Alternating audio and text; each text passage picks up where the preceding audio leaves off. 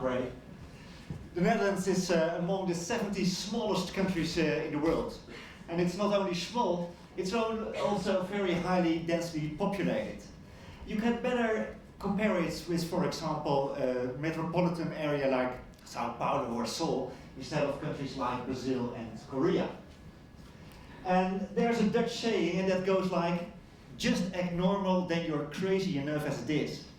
But if the Dutch perform well in sports, acting crazy looks just like normal. And orange fits the country quite well. It's optimistic, cheerful and creative, but also loud, cross and straightforward. And these people have some reason to be proud of itself. The Netherlands is among the 65th country in terms of population, 24th in terms of wealth, but at the Olympics they are between the 8th and the 18th of the last 3 cycles. And the Netherlands has substantially improved itself over the last years. By investing strategically, it has raised its elite sport performance, both in number of medals won and also in terms of market share. The Dutch have won actually 84 medals over the last 50 years. In 14 different sports, gold medals. And half of all gold medals were won in skating and swimming. Another expression of how this nation struggles the water, by the way. And over 90% of all gold medals were won in 8 sports. How did the Dutch succeed in this? Well, first of all, they started to increase its sport investments. Elite sport investments more than doubled over the last 20 years. And the money was mainly invested in athletic sport services, elite coaches, talent development and technical innovations. But in absolute numbers, the investment remained small compared to other countries. For example, it's about 50 million a year, and that's 5 times higher than Estonia, but also 5 times lower than Korea. With these relatively low investments, Dutch sport elite policy is highly efficient. Take a look at this slide.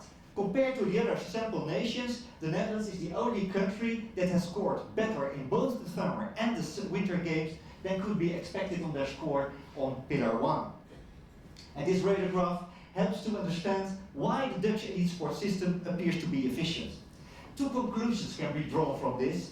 First, the system has hardly any weaknesses. On all pillars, the Dutch score above or at average. And second, it outperforms the average on pillar 2, 3, 4 and 5.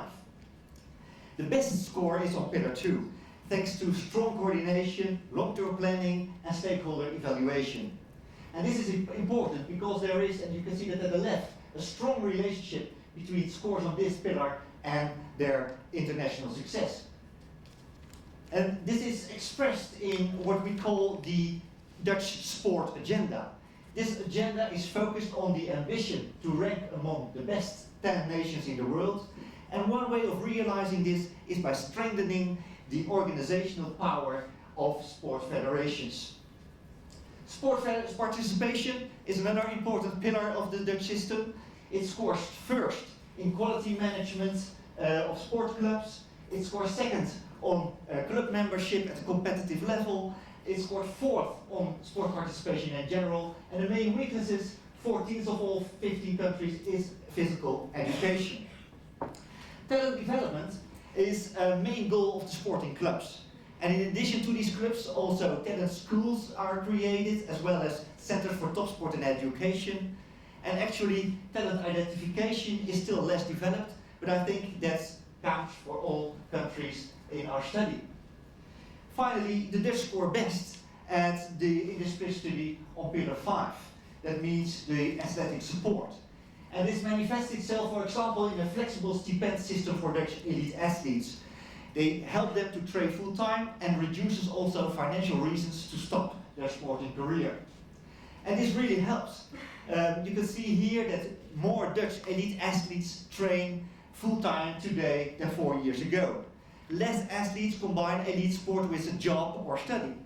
And an important consequence of this is that the number of training hours has raised substantially over the last 20 years.